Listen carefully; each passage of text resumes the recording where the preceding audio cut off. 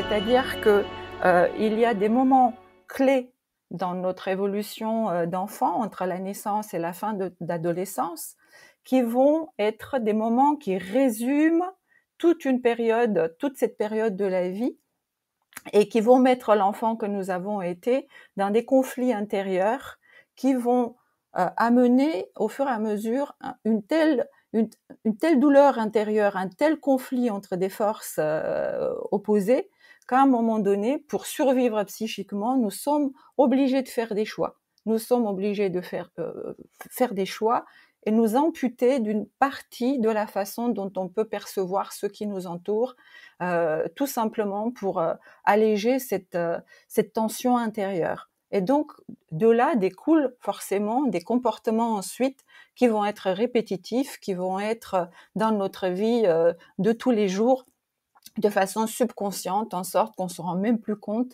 On se rend compte qu'on tourne en rond, et on le dit même comme ça, mais on a complètement oublié la source de ces comportements, à partir de quel événement clé qui est passé sous le silence de l'oubli, nous nous comportons ainsi dans certaines circonstances, en particulier dans les circonstances affectives.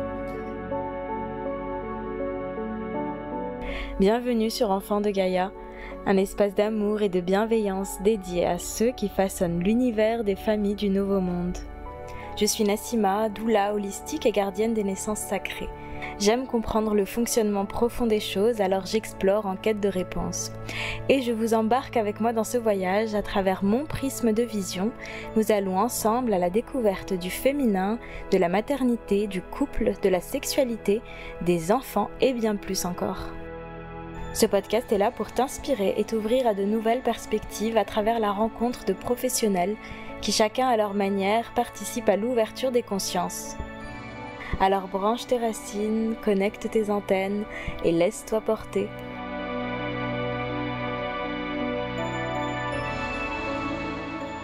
Bonjour Daniela, je suis ravie de te recevoir aujourd'hui dans cet épisode. Je t'ai découvert à travers ta pratique de psychanalyse corporelle et je voulais vraiment qu'on puisse en parler plus en profondeur aujourd'hui. Donc bienvenue chez Enfants de Gaïa. Je suis ravie de te connaître également, Nassima. C'est un bonheur de te voir si enthousiaste pour la réalisation de cette chaîne. Je suis donc Daniela Litoyou, psychanalyste depuis 25 ans. J'ai 55 ans et au bout de 15 ans de pratique de psychanalyse verbale, j'ai découvert par les aléas de la vie, j'ai découvert la psychanalyse corporelle qui a été un choc, une découverte fondamentale dans ma vie. Et donc, je me suis lancée dans une psychanalyse corporelle personnelle et ensuite dans un processus de formation à cette technique qui aujourd'hui est aussi ma pratique. Et donc, je suis aujourd'hui également, depuis plusieurs années, psychanalyste corporelle pour mon plus grand bonheur. Et est-ce que tu peux justement nous expliquer ce que ça veut dire? Parce que j'imagine qu'il y a beaucoup de gens qui ne connaissent pas. C'est quoi la psychanalyse corporelle? La psychanalyse corporelle est une dernière née parmi les psychanalyses. Elle est née il y a une quarantaine d'années par le travail de recherche qui a été mené de façon complètement indépendante de tous les courants psychanalytiques. Et c'est là où c'est très intéressant de voir. Ensuite, on pourra en parler de comment elle vient aussi confirmer certaines choses et compléter la psychanalyse existante auparavant. Donc, c'est un travail de recherche mené depuis les années 80 par Bernard Monteau et une équipe qui l'entoure. Et donc, au fur et à mesure, il a découvert une porte d'entrée vers l'inconscient qui passe complètement par le corps. Et alors, c'est l'intelligence qui se tait et le corps qui prend la parole, entre guillemets, au travers de lapsus corporel. Donc, mis dans certaines conditions, le corps produit des lapsus corporels qui, de plus en plus, vont nous faire rencontrer des images intérieures qui vont nous mettre dans le film de notre propre histoire du passé. Et donc, c'est une psychanalyse qui est basée non pas sur les lapsus verbaux comme le fut et l'est toujours la psychanalyse freudienne, par exemple, mais basée sur les lapsus corporels. Et la verbalisation ne vient que dans un deuxième temps dans la psychanalyse corporelle. Donc voilà en grande ligne comment on pourrait définir cette nouvelle psychanalyse qui a aujourd'hui une quarantaine d'années et donc un recul assez important sur cette pratique. C'est vrai que moi j'ai découvert cette pratique petit à petit en commençant par découvrir le livre de Bernard Montos justement sur la naissance et donc tous ces phénomènes de mémoire qui peuvent être engrammés en nous autour de cette période de vie-là, autour de la naissance, avant, après, etc. C'est quelque chose qui me fascine et encore plus passé par le corps. C'est vrai que, mais en plus c'est de plus en plus prouvé actuellement que une thérapie sans le corps, ça devient, c'est difficile, c'est pas pareil en fait. Il y a besoin de faire les deux, d'aller dans le corps et le mental. Donc moi je trouve ça, je suis complètement convaincue de cette approche. Et donc, est-ce que tu peux nous en parler encore plus en profondeur, si c'est possible, de qu'est-ce qui se passe, c'est quoi ces lapsus, d'où ça vient, ces mémoires, et voilà, comment est-ce que ça se déroule en fait? Eh bien, avec le temps, donc la psychanalyse corporelle a pu mettre en évidence que notre structure intérieure, la structuration de notre personnalité, se fait selon 4 modalités clés de notre histoire, dont la naissance fait partie. C'est-à-dire que il y a des moments clés dans notre évolution d'enfant, entre la naissance et la fin d'adolescence, qui vont être des moments qui résument toute cette période de la vie, et qui vont mettre l'enfant que nous avons été dans des conflits intérieurs qui vont amener au fur et à mesure une telle douleur intérieure, un tel conflit entre des forces opposées, qu'à un moment donné, pour survivre psychiquement, nous sommes obligés de faire des choix. Nous sommes obligés de faire des choix et nous amputer d'une partie de la façon dont on peut percevoir ce qui nous entoure, tout simplement pour alléger cette tension intérieure. Et donc, de là découlent forcément des comportements ensuite qui vont être répétitifs, qui vont être dans notre vie de tous les jours, de façon subconsciente, en sorte qu'on se rend même plus compte. On se rend compte qu'on tourne en rond, et on le dit même comme ça, mais on a complètement oublié la source de ces comportements, à partir de quel événement clé qui est passé sous le silence de l'oubli, nous comportons ainsi dans certaines circonstances, en particulier dans les circonstances affectives. Et donc, évidemment, ce sont des événements qui impliquent les êtres proches de notre entourage d'enfants et notre façon de relationner avec eux. Et donc, on a pu découvrir par cette psychanalyse ces 4 moments clés qui sont ce qu'on appelle, nous, des traumatismes constructeurs de la personnalité, et qui donc structurent notre façon de relationner avec le monde extérieur et avec les personnes qui nous entourent définitivement. Ok, c'est vrai qu'il y a beaucoup d'approches qui parlent de ça, et j'imagine aussi, enfin je sais qu'il y a beaucoup de thérapies aussi qui accompagnent dans ce sens. Chacun a sa manière de. Est-ce que vous c'est donc ça va depuis la périnatalité jusqu'à la petite enfance, ou est-ce que c'est Donc ça va de l'instant de la naissance, de la venue au monde, jusqu'à la fin de l'adolescence. Ah oui, ok. Et donc on a maintenant un recul de 40 ans et des milliers de séances, et quelques bonnes centaines de personnes qui ont fait tout le parcours de psychanalyse corporelle. Et ce qui est remarquable, c'est qu'on trouve, tout le monde trouve les mêmes moments clés. C'est-à-dire que chacun a sa façon, mais ces 4 moments clés, absolument toutes les personnes qui ont fait une psychanalyse corporelle ont découvert ces 4 moments clés.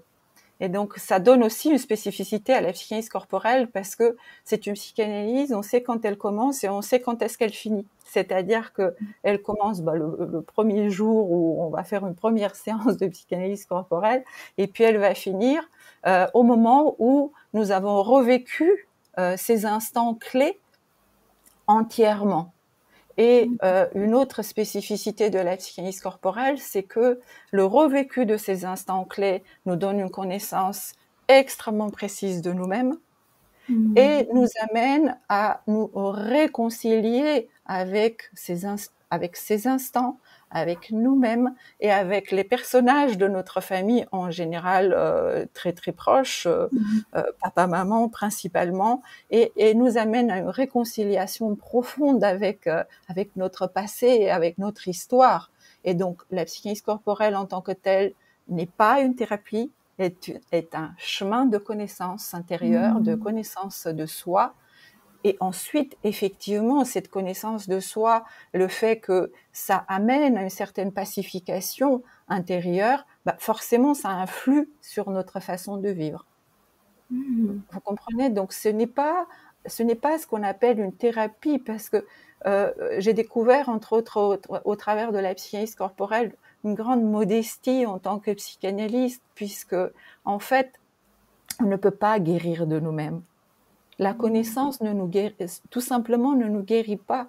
La connaissance nous amène à avoir le pressentiment de tous les endroits de notre être qui attendent notre tendresse, qui attendent notre douceur vis-à-vis de nous-mêmes. C'est-à-dire qu'on va découvrir des aspects de nous-mêmes. C'est pour ça aussi que vous entendez pas beaucoup parler de la psychanalyse corporelle, parce que ce n'est pas quelque chose qu'on va aller étaler.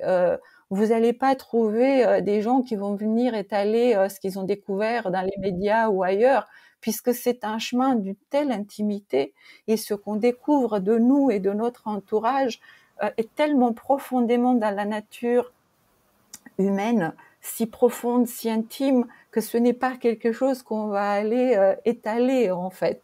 Vous comprenez, c'est extrêmement délicat, on découvre notre misère profonde, on découvre la misère profonde des êtres qui nous entourent.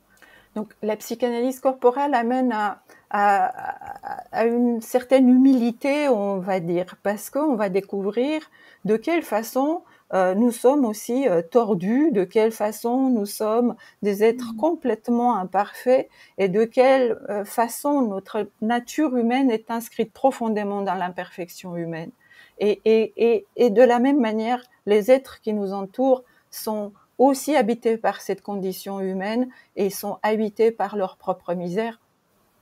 Mais nous nous résumons pas à cela. C'est-à-dire que derrière ces misères profondes, si on arrive à y poser de la tendresse, à y poser de la douceur, à poser un regard d'amour, n'ayons pas peur des mots, peut-être bien que nous allons trouver une certaine grâce, une certaine façon de vivre bien plus douce et bien plus, plus tendre, plus aimante, mais d'abord de nous-mêmes. Et donc, ce n'est pas quelque chose qu'on va aller étaler. Je réponds à vos questions, vous êtes venus me chercher, vous me posez des questions, et bien sûr que je vais répondre en toute transparence et sincérité, mais ce que j'ai découvert de moi m'a rendu très humble. Et vous comprenez? Et c'est ça que je trouve beau aussi dans ce chemin de connaissance qui pour moi est passé par la psychanalyse corporelle, mais ça peut passer par d'autres voies pour d'autres personnes. Moi, comme vous, j'ai été convaincue à un moment donné, j'avais cette intuition que la suite de ce que j'allais découvrir allait passer par le corps, mais avant de connaître la psychanalyse corporelle, je n'avais aucune idée de comment ça allait se faire. Mais je cherchais en tant que psychanalyste déjà à mettre une dimension corporelle dans ma démarche, mais je ne savais pas que ça existait déjà et que c'était si structuré, si profond, si clair, parce que c'est remarquablement bien organisé. C'est vrai que mon cerveau est resté coincé sur c'est pas une thérapie, et je comprends mieux oui, c'est plus un chemin d'amour de soi et d'acceptation de soi tel que avec nos faiblesses et nos forces, et de rendre aussi ce côté un peu tordu qu'on peut avoir en l'englobant d'amour le plus possible. Et il faut comprendre une autre chose. Il faut comprendre que cette connaissance, si on l'entretient pas, elle s'oublie. C'est-à-dire que si on prend la métaphore d'un grand pianiste concertiste, je ne le suis pas, hein, mais je suis convaincue que même un grand pianiste concertiste, il est obligé de continuer à faire des gammes, il est obligé de toujours chercher, il est obligé de repasser humblement par tout le parcours qui entretient le fait d'être un concertiste de renom. De la même manière, la connaissance de soi, c'est une connaissance qui s'entretient, c'est une connaissance qui n'est jamais acquise pour toujours et à jamais. Et ce n'est pas une connaissance qui nous change. Donc, si je ne fais rien de tout ce que j'ai appris de moi, je vous assure qu'en quelques mois, en une année ou deux, j'ai déjà tout oublié et je vais être comme avant. C'est-à-dire que, et c'est pas la faute de la méthode, vous comprenez? Oui, oui.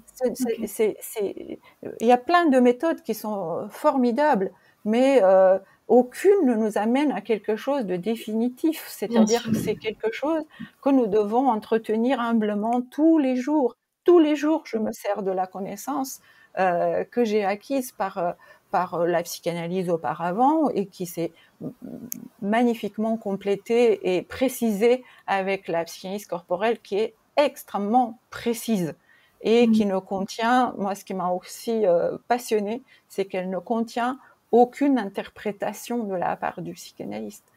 Aucune.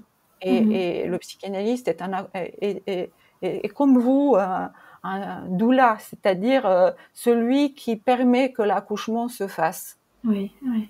Mais il accompagne, mais il n'interprète rien. Vous n'interprétez rien quand vous accompagnez un accouchement.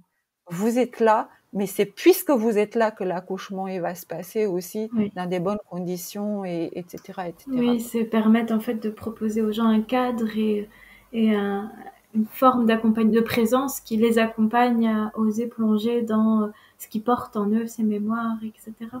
Aussi, et puis c'est très technique, c'est-à-dire que ce sont des interventions qui sont très codifiées et très techniques jusqu'à un certain point, et ensuite on dit entre nous que c'est une question d'artiste.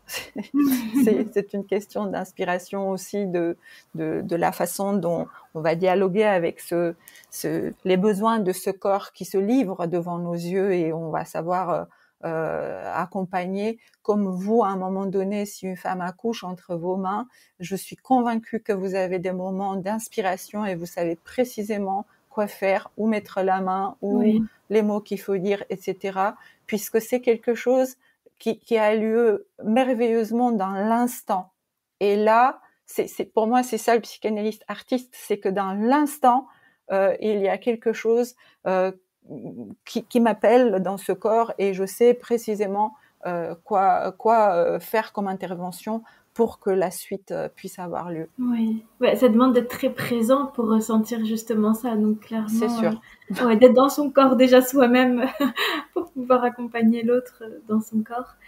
Et donc oui, parce que vous disiez que donc pendant la séance, un accompagnement en psychanalyse corporelle, donc on va aller revisiter ces 4 événements clés. Et quand vous disiez que c'était tout le monde trouvait à peu près les mêmes, est-ce que c'était c'est-à-dire, est-ce que c'était au niveau de quand est-ce que ça arrive dans la vie d'un individu, par exemple, un à l'adolescence, un dans la petite enfance, un ici, c'est ça? Tout à fait, tout à fait. C'est-à-dire que c'est un événement central par période de vie, et tout le monde trouve la même chose, c'est-à-dire qu'il trouve un événement central par période de vie. Et figurez-vous que même une fois qu'on a fini notre cure de psychanalyse corporelle, moi je l'ai fini forcément, je suis psychanalyste corporelle aujourd'hui, mais si je refais une séance de psychanalyse corporelle aujourd'hui, je vais obligatoirement tomber dans une de ces 4 scènes, d'accord, obligatoirement. Je n'ai jamais trouvé autre chose. Et cette scène va venir se compléter avec des éléments nouveaux qui peuvent éventuellement aider ma vie présente. En fait, je trouve ça juste super fou parce que c'est vrai que moi je connaissais par exemple la mémoire cellulaire et ça se base vraiment que sur vraiment autour de la naissance, 3 fois 9 mois. Il y a un autre psychothérapeute qui a amené aussi d'autres notions qui disaient que tout se passe pendant la naissance, tous les événements de notre vie, on va les retrouver pendant la naissance. Et donc, il y a plusieurs écoles, mais au final, tout se relie parce que c'est qu'une répétition de même schéma un peu partout, donc peu importe, je me dis je trouve ça juste merveilleux qu'il y ait autant de courants et donc chaque personne pourrait trouver là où elle se sent le plus appelée, et parce que tout est écrit partout en quelque sorte et il y a juste besoin d'avoir des outils et une présence et une écoute pour aller déchiffrer ces encodages qu'on porte en nous, quoi. Donc c'est super intéressant. Eh bien, c'est pareil pour la psychanalyse corporelle, c'est-à-dire que les découvertes qui ont été faites du revécu du traumatisme de la naissance confirment ce que vous êtes en train de dire. Donc, du point de vue de la psychanalyse corporelle, oui, tout se joue dès la naissance. Tous nos schémas comportementaux et relationnels se jouent déjà dans ce dialogue invraisemblable qui a lieu entre nous et nous naissants et la maman qui nous accouche, qui est la représentante de l'espèce humaine. Wow. La pauvre, oui. Qui est la représentante de l'espèce humaine aux yeux de ce petit être qui est en train de naître. Et déjà, tout y est. C'est-à-dire que de façon subconsciente, quelque chose se lie et se noue avec ce premier être qui est humain qui est en train de nous mettre, de nous mettre au monde terrestre. Et je vous assure qu'à partir du moment où j'ai revécu j'ai retraversé ce traumatisme, j'ai revécu ma naissance au travers de la psychanalyse corporelle, je n'ai plus jamais eu que de la pensée de tendresse pour ma maman. Et mon Dieu, que je lui en ai voulu. Et plus jamais je n'ai pensé autrement qu'avec beaucoup de tendresse à ma maman. Et c'est magnifique parce que vous voyez, on passe toute une vie, elle fait pas ci, elle fait pas ça, elle pas ceci, mais mon Dieu, mais bien sûr qu'elle c'est une petite maman imparfaite et une petite maman qui a tout de même tout fait pour que je vive et que je grandisse et qui m'a aimée autant qu'elle a pu, comme elle l'a pu. Ouais. Mais je lui en ai beaucoup voulu de ne pas m'aimer comme moi je voulais. Après, c'est clair qu'on a tous de la colère en nous envers nos parents, et consciente ou inconsciente, en tout cas, elle est là. Et c'est vrai que c'est un travail libérateur, de toute façon, pour l'individu d'aller faire ça. Après, même face aux autres femmes, face à son rôle de mère et tout, je pense que ça vient tout changer. Ça ne vient pas tout changer. Ça vient, comme je vous disais tout à l'heure, apporter une certaine humilité. Oui, mais bien sûr qu'après c'est un travail de tous les jours, d'apprendre à s'analyser, d'analyser ses réactions, de s'écouter, de s'apporter de l'amour au bon moment. Bien sûr qu'il n'y a rien qui résout tout d'une seule fois. J'ai oublié de rebondir là-dessus tout à l'heure, mais je suis tout à fait d'accord avec cette philosophie. C'est un travail de toute une vie, de toute façon, de continuer à s'améliorer. Et est-ce que ça serait possible de parler juste plus concrètement de comment ça se passe une séance, qu'est-ce qui se passe dans le corps, enfin comment est-ce qu'on... Oui, c'est assez difficile à décrire. C'est une expérience qui est presque indicible quoi quelque part. Mais bon, je vais donner quand même quelques idées. Alors, les séances de psychanalyse corporelle se passent selon un protocole assez précis qu'on va apprendre à vous analyser.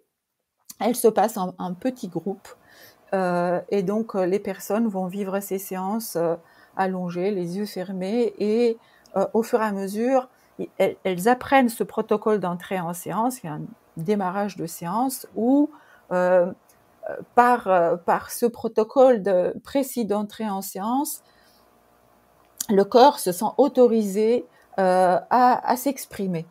Et donc, il va produire naturellement des postures et des tensions dans les membres, dans la colonne vertébrale, etc. Et ces tensions vont allumer des images intérieures, de plus en plus claires, de plus en plus précises. On va commencer par ça arrive au début avec des images assez générales, avec un sens général. Ensuite, il va y avoir un sens philosophique qui va apparaître. Et au fur et à mesure que l'engagement dans le corps et l'apprivoisement de ces tensions corporelles par notre propre cerveau, on va dire comme ça, plus on accepte de laisser le corps exprimer ces tensions, plus les images intérieures vont se clarifier et vont devenir de plus en plus personnelles. Et au fur et à mesure, le corps va nous amener dans un instant très précis de notre histoire. C'est-à-dire qu'on va traverser plusieurs couches de mémoire, du général au philosophique, au symbolique, jusqu'au personnel, et jusqu'à un personnel d'une précision absolument inouïe. C'est-à-dire qu'à un moment donné, le corps va nous amener précisément, je prends mon exemple, il va m'amener invariablement le 15 février 1975. Et systématiquement, dès que je vais commencer une nouvelle séance de psychanalyse corporelle, il va m'amener à cet endroit-là. Et donc, à partir de cet instant, on va visiter ce qu'on appelle une scène traumatique qui va, elle aussi, se construire de la périphérie vers le centre avec une intelligence du corps et une intelligence intérieure absolument incroyable. C'est-à-dire que aucune personne ne va atterrir directement sur le conflit traumatique d'emblée. C'est-à-dire que ça se construit au fur et à mesure que nous sommes prêts, qu'une maturité s'installe et qu'on est prêt à pouvoir revisiter cette douleur intérieure paroxysmique qui nous a amené à ce que je disais tout à l'heure, à cette amputation d'une certaine sensorialité qui va s'installer à vie. Donc tout est gradué par cette intelligence corporelle et on va avoir accès au fur et à mesure à ces scènes centrales jusqu'à ce moment où, par un inversement de miroir, on va pouvoir rentrer dans une compréhension profonde de qu'est-ce qui nous a amené à cet événement et qu'est-ce qui a amené depuis l'intériorité de la personne impliquée avec nous dans cette histoire à ce qu'elle se passe comme elle s'est passée. Et donc, ça finit toujours par une pacification qui nous met dans une douche d'amour que nous appelons le champagne, parce que ça pétille et à ce moment-là, on sait qu'on a fini cette scène. Et curieusement, la session d'après, je parlerai des sessions ensuite, la personne va revenir pour sa cure et ça va recommencer à un autre endroit. Donc, définitivement, il ne revient plus à la scène précédente qu'il a fini. Et donc, ça se passe pas par séance, par semaine, comme on fait dans les psychanalyses verbales, mais ça se passe par session de 4 à 5 jours, où il y a 2 séances corporelles par jour en général, 2 moments de verbalisation, la prise de notes et puis un échange avec le psychanalyste qui va aider tout ce processus. Et bien entendu, entre 2 sessions de psychanalyse corporelle qui se passent tous les 2-3 mois, il y a un échange avec le psychanalyste pour qu'on apprenne à utiliser dans notre vie présente ce qu'on a découvert de notre histoire, même si on n'a pas fini une scène, même si on n'a pas fini sa cure, on peut déjà, au fur et à mesure, apprendre à se connaître au travers de ces découvertes progressives. Je ne sais pas si ça vous éclaircit. Si, bien sûr. Et alors, j'ai plusieurs questions. Je vais commencer par la première qui m'est venue. au niveau des réactions corporelles que les gens vont vivre, etc., est-ce que c'est des répétitions, par exemple, on va retrouver les mêmes familles ou des choses comme ça, ou est-ce que ça peut être très aléatoire et très propre à chaque... Au niveau de l'expression corporelle, Oui, oui. C'est très personnel, hein, comme l'histoire. C'est-à-dire qu'on va tous trouver ces 4 moments clés, d'accord, mais chacun à sa façon. Ok, parce que ça m'a fait un peu penser, par exemple, aux réflexes archaïques, des choses comme ça, et là, c'est assez codifié aussi, donc je me demandais s'il n'y avait pas des mêmes, des choses comme ça. Sûrement, si on regarde de plus près, il est possible qu'on puisse observer des ponts. Je connais peu les réflexes archaïques, si ce n'est avoir accompagné mon propre fils à quelques séances de réflexes archaïques, mais la psychanalyse corporelle est comment dire, d'une spontanéité. Le corps, il va aller spontanément dans des tensions et des postures. Toutes sont illogiques et toutes sont douloureuses. Toutes. C'est assez incroyable. C'est-à-dire que naturellement, une fois rentré dans ce processus, le corps va chercher des postures, il va chercher tout seul à se faire mal.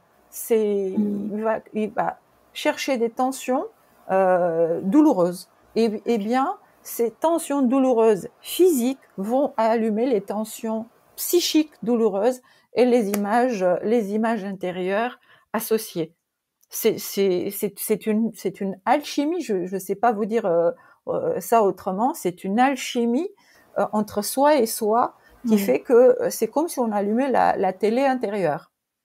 Et on règle son et image, son et image, son et image, jusqu'à ce que, au fur et à mesure, on rentre dans des images d'un concret et d'un qui ne se prête pas à l'interprétation. C'est-à-dire que plus le corps il va rentrer dans des couches de mémoire profondes, plus il va finir par mimer ce qui lui est arrivé.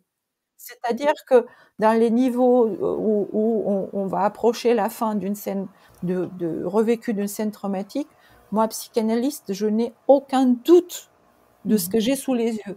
C'est-à-dire que c'est tellement clair que ça ne prête pas à interprétation. Oui. Mais j'ai moi-même eu des expériences personnelles toute seule parce que je fais beaucoup ce travail d'aller explorer ce que mon corps porte.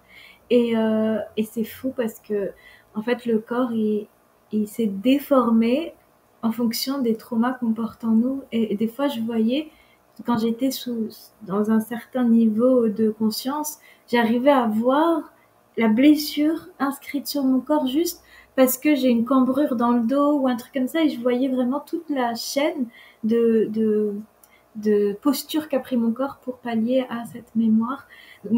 Et ça m'est arrivé aussi personnellement, c'est juste pour dire que je suis totalement convaincue de la mémoire et la sagesse du corps, et qu'en fait il suffit de se connecter des fois à la fréquence de quelque chose pour vraiment que ça se déroule un peu devant nos yeux. Bon, c'est pas si facile, mais ça dépend des gens, etc. Mais voilà, en tout cas, je sais que le corps est fantastique et que quand c'est l'heure, on peut vraiment tout lire à travers lui. Alors, j'avais une autre question encore par rapport à la psychanalyse corporelle. Est-ce que ça implique tout le temps quelqu'un extérieur, ou est-ce que ça peut être juste nous et nous-mêmes? Non, ça implique toujours quelqu'un d'extérieur, et j'ose même dire c'est impossible à faire sans la présence du psychanalyste. Non, je voulais dire dans les mémoires qu'on revit, en fait. Non, ça implique toujours quelqu'un. Ah oui, ok. Ah oui, ça implique toujours quelqu'un. C'est-à-dire qu'on ne se traumatise jamais tout seul. Ok. On se traumatise jamais tout seul, et le plus souvent, c'est très souvent un être de l'entourage proche et de l'entourage affectif, d'où l'importance de la blessure. Ça arrive aussi à l'adolescence, c'est très courant que ce soit un personnage extérieur à la famille, bien sûr, mais pour ce qui concerne la naissance, c'est obligatoirement maman et papa, ou le géniteur. La petite enfance, le personnage central est très souvent maman, et ce qui entoure les secrets familiaux et la façon dont la famille est organisée secrètement, Dans l'enfance, c'est souvent la figure d'autorité qui est souvent papa ou une personne équivalente. Ça peut être aussi un grand-père ou un autre personnage, une figure paternelle, mais une figure d'autorité le plus souvent. Donc c'est souvent des personnages proches. Après, votre question est intéressante depuis un certain point de vue. C'est-à-dire que ce qui constitue traumatisme n'est pas forcément un événement spectaculaire extérieur. C'était ma prochaine question. Voilà, c'est parfois extérieurement, on se rend même pas compte qu'il s'est passé quelque chose. Oui, je voulais vraiment insister là-dessus, pardon, parce qu'il y a beaucoup de gens qui vont dire moi, j'ai pas vécu de traumatisme, et je veux vraiment insister là-dessus. Ce qu'on appelle, nous, traumatisme, depuis cette clé de lecture-là, c'est une clé de lecture, comme une autre, d'accord ? Oui. Mais ce qu'on appelle traumatisme, c'est la façon dont on vit l'événement intérieurement. C'est-à-dire que vous vous êtes quand même rendu compte, tout un chacun s'est rendu compte, parfois, on peut même se disputer avec quelqu'un, on se dit on s'est disputé pour rien. Parce que extérieurement, il ne s'est pas passé grand-chose. Et pourtant, intérieurement, il y a eu un tsunami. Vous comprenez ? Mais ça s'origine dans ces événements primordiaux quelque part. D'accord ? Et c'est-à-dire que la façon dont je vais vivre intérieurement les choses va me blesser de la même manière que si extérieurement il s'était passé un cataclysme visible. Oui. Parfois, il y a des cataclysmes visibles extérieurement, parfois il n'y en a pas. Pourtant, cette blessure intérieure, elle est de même teneur, elle détient les mêmes décibels.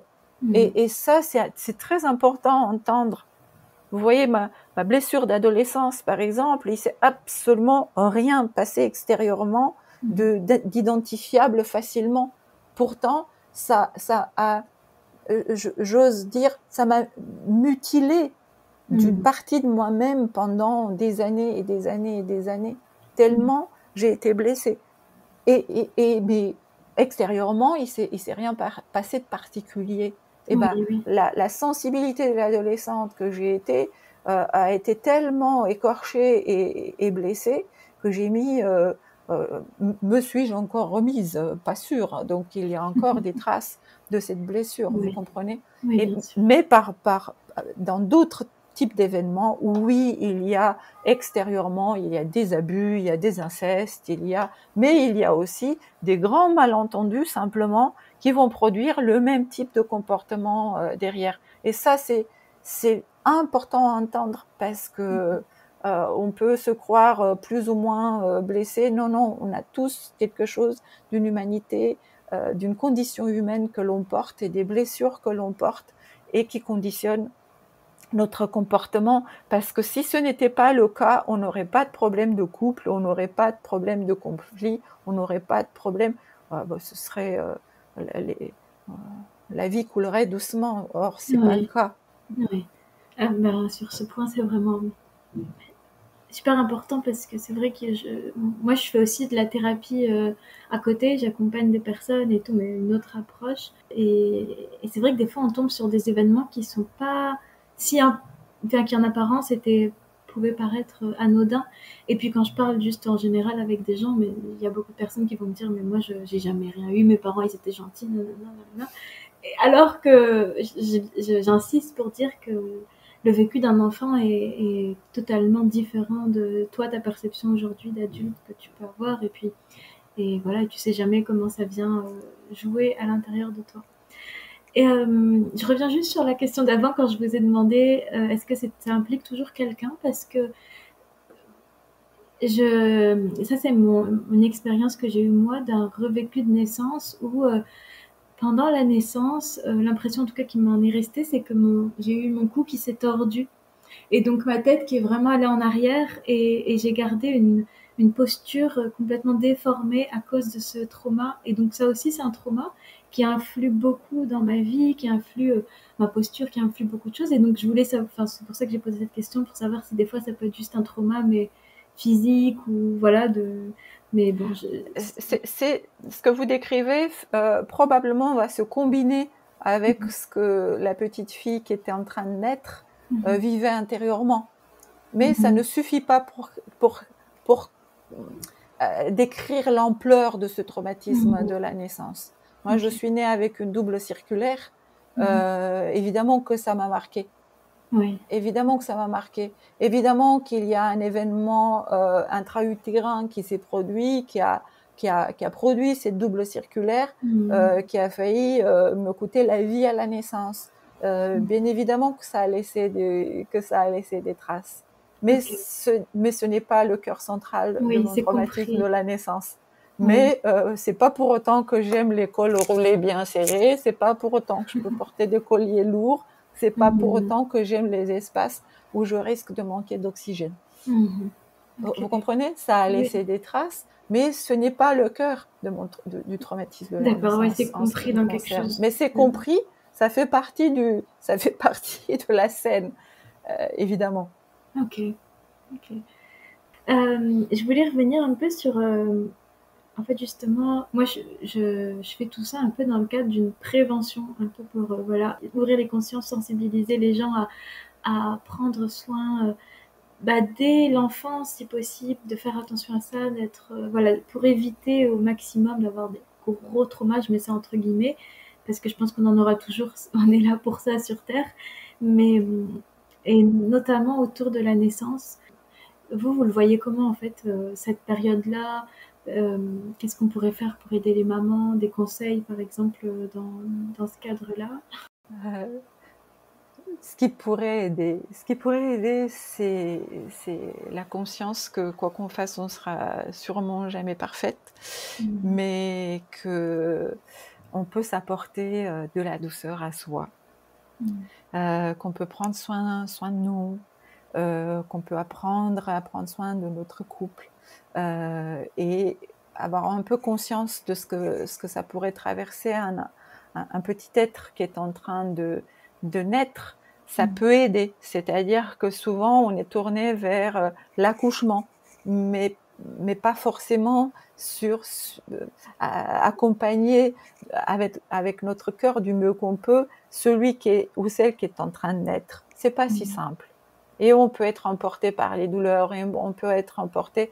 Donc, avoir beaucoup de tendresse vis-à-vis de soi, c'est pour moi la clé principale, c'est avoir un maximum de tendresse vis-à-vis de nous-mêmes et accepter de chuter, accepter de ne pas y arriver et apprendre à se relever au plus vite. Parce que en fait, ce qui va compter beaucoup pour les enfants, ce n'est pas ce qu'on raconte.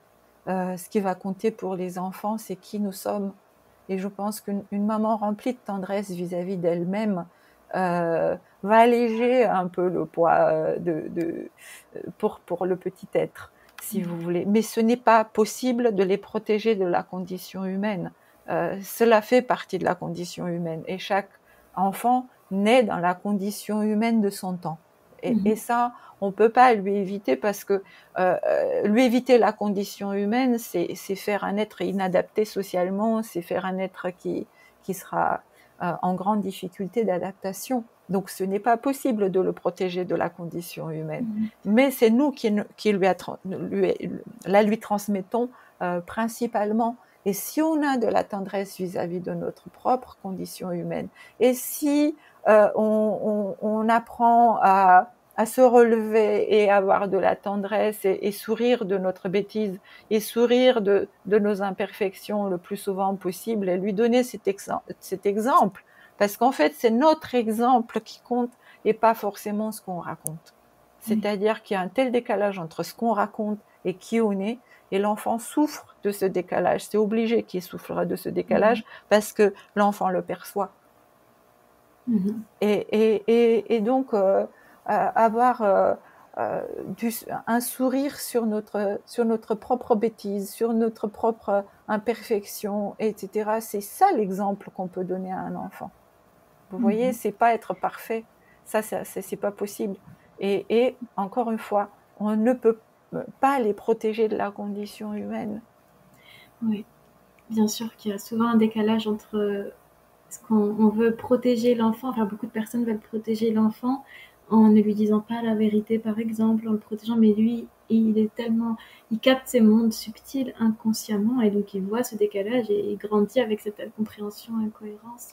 Et il ne s'agit pas de tout leur dire, c'est-à-dire il s'agit d'une forme de transparence de soi que l'enfant peut entendre, mais il ne s'agit pas de tout balancer à un enfant. Bien sûr. Il y a des vérités qui font grandir, il y a des vérités qui font du bien, et il y a des vérités qui peuvent faire mal.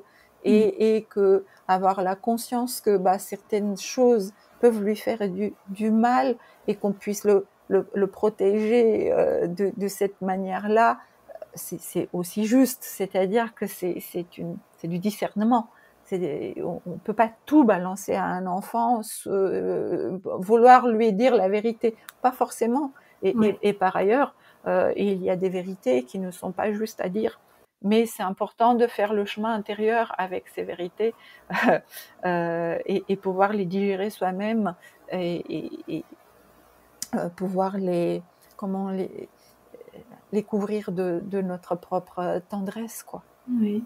C'est vrai que oui, on ne pourra jamais protéger un enfant de la condition humaine, mais on peut quand même beaucoup réduire tout ce qu'on va transmettre. Et c'est vraiment, je milite là-dessus parce que c'est en faisant ça qu'on va réussir à changer un peu la face du monde, en fait, parce que. Et ça commence avec nous-mêmes. Ouais, oui, absolument. Ça commence avec nous-mêmes et avec notre propre exemple. C'est-à-dire que plus on est dans ce cheminement de connaissance et de pacification avec nous-mêmes, c'est de là que ça peut jaillir autour de nous. Bien Mais sûr. sinon, on fait que parler Ouais. Et idéalement, idéalement, je mets vraiment un gros idéal, mais si les parents pouvaient faire cette thérapie en amont, d'aller vraiment travailler sur soi, etc., de commencer à prendre soin de son enfant intérieur, ça aiderait, mais ça aiderait l'enfant qui arrive, mais bien entendu, c'est jamais trop tard, quoi. Même après, ça influence sur lui, donc tout, c'est toujours, peu importe le moment, c'est toujours bien, mais je véhicule ces paroles parce que plus on pourra faire ça en amont, mieux ce sera. Et je vois déjà des gens autour de moi qui n'ont pas d'enfants, mais qui sont déjà en train de faire ce travail-là pour apporter un enfant dans de meilleures conditions. On peut dire ça quand même. Non, c'est jamais trop tard. C'est jamais trop tard. Et même, j'ai en tête des grands-parents qui ont fait un chemin de connaissance et qui peuvent poser des mots d'une douceur et d'une compréhension profonde sur les choses. Et mon Dieu, que c'est bon aussi si une maman qui a été très maladroite un jour vient vous voir et en toute sincérité vous regarde dans les yeux et vous dit ma petite chérie, j'ai tellement pas su faire avec toi, mais mon Dieu, comme je t'aime. Vous imaginez? Bien sûr, parce que peu importe le moment où on le fait, ça aide les générations d'après, même si, enfin, il n'y a pas d'espace-temps, en tout cas dans ma philosophie, il n'y a pas le passé, le présent, le futur, donc on peut vraiment toujours venir agir sur n'importe quel événement du passé. Ok, est-ce que vous auriez quelque chose que vous auriez envie de partager avant la fin, un conseil, ce que vous voulez? Je voudrais remercier, en fait,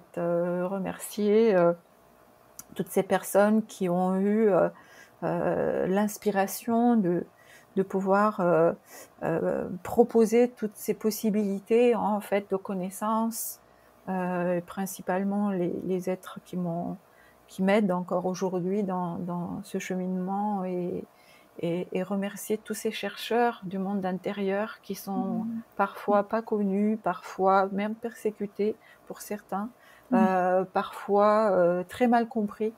Et je souhaite ici les remercier parce que c'est tout aussi important cette recherche vers l'intérieur que toute cette recherche magnifique de la conquête de l'extérieur. Et je voudrais les remercier. Merci beaucoup et je partage, je rajoute ma gratitude aussi à votre message. C'est vrai que c'est grâce à eux aussi que chacun avance et permet de ramener sa petite pierre à l'édifice. Merci encore. Et donc je mettrai toutes les infos pour vous retrouver votre travail également donc en description. Et donc on va pouvoir faire un prochain épisode là, ensemble encore une fois. Et cette fois-ci, ce sera spécifiquement sur la naissance. Merci beaucoup. Et merci Nassima pour l'invitation.